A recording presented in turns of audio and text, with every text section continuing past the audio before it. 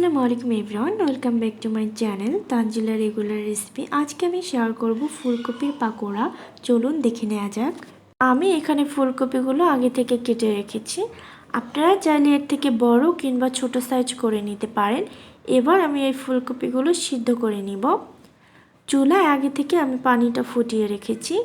এবার আমি এই পানিতে অ্যাড করে দিয়েছি সামান্য পরিমাণের লবণ।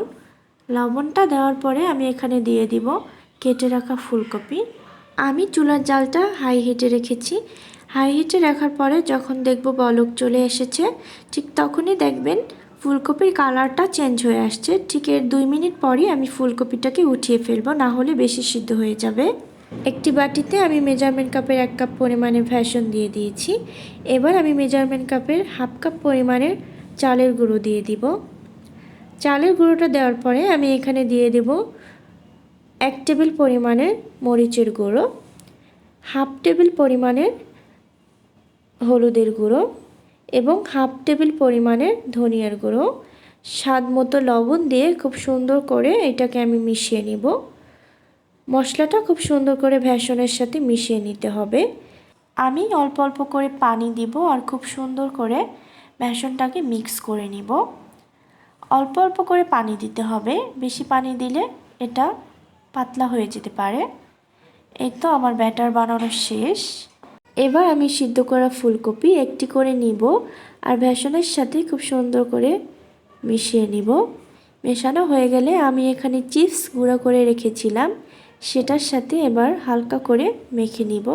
আপনারা চাইলে এখানে বিস্কিটের গুঁড়ো দিয়েও করে নিতে পারেন। আমি সবগুলো একসাথে করে তারপর ভাজবো। আপনারা চাইলে একটা মিশিয়ে নিতে পারেন, একটা ভাজতে পারেন, এরকমও করে নিতে পারেন। এই তো আমি একটি একটি করে খুব সুন্দর করে বানিয়ে নিয়েছি। আমার ভিডিওটা ভালো লাগলে লাইক কমেন্ট শেয়ার করে দিবেন। নতুন নতুন ভিডিও পাওয়ার জন্য চ্যানেলটি সাবস্ক্রাইব করে দিবেন। আর যদি ফেসবুক থেকে দেখেন তাহলে ফলো দিয়ে দিবেন।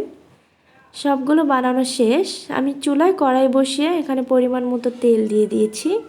তেলটা গরম হওয়ার সাথে সাথে আমি এখানে একটি একটি করে পকোড়া দিয়ে দিব। আমি খুব সুন্দর করে পাকোড়াগুলো ভেজে নিয়েছি। আমার পাকোড়া ভাজা শেষ। আমি এখন পাকোড়াগুলো উঠিয়ে ফেলবো, না হলে পুড়ে যেতে পারে। এই তো আমি তৈরি করে ফেললাম মজাদার পাকোড়া।